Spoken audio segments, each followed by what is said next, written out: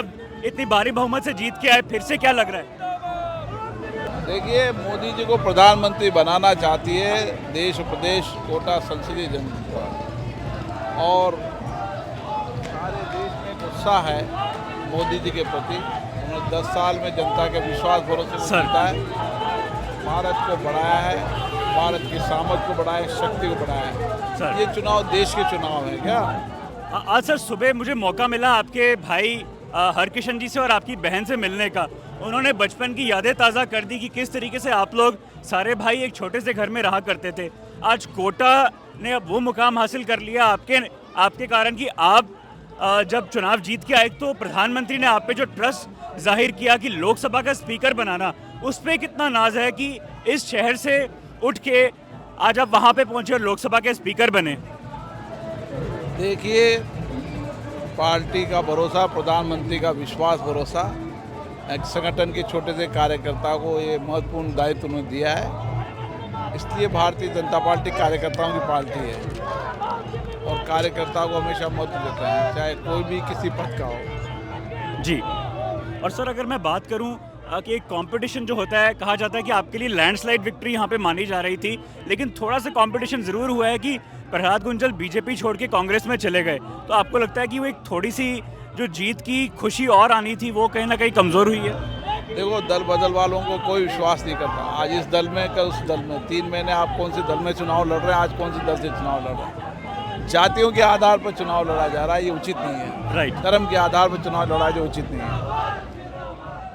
और सर अगर मैं ये बात कहूँ कि कोटा की जो डेवलपमेंट है, लोग आपको कोविड के टाइम पे काफ़ी कड़ी मेहनत का श्रेय देते हैं। बात हुई जब रिवर फ्रंट पे भी जाके और मॉल्स पे और रोड्स पे, आपके लिए एक बड़ा ट्रस्ट फैक्टर है उनको कोटा की इस ज़मीन पे।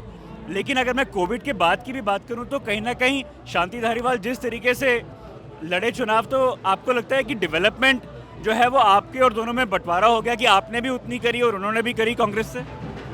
देखिए, हम जनता के विश्वास भरोसे को जीतते हैं। कोविड वैश्विक महामारी थी, हमारा फर्ज बनता था लोगों के लिए कि हम जितना सामर्थ्य से काम कर सकें, और जनता को विश्वास भरोसा भी हम पे था और विश्वास भरोसा है वो कायम किया हमने।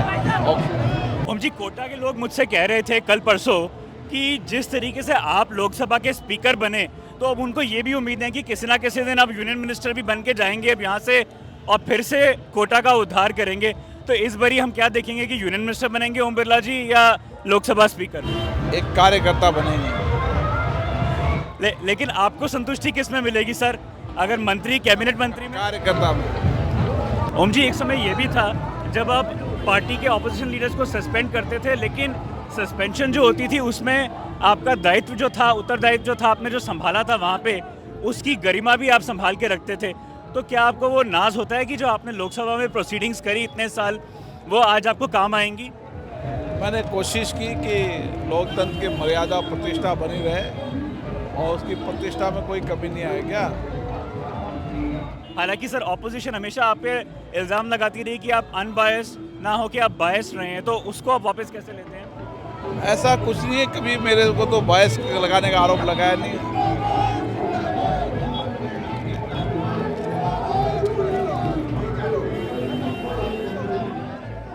आज सर राजस्थान में एक बदलाव आया है कि मेरे साथ में कोटा की महारानी भी खड़ी हैं, इनके हस्बैंड भी हैं। जो राजस्थान में बदलाव आया है कि राजा से लेके जो छोटे तबके के लोग हैं वो भी आपसे जुड़े हैं।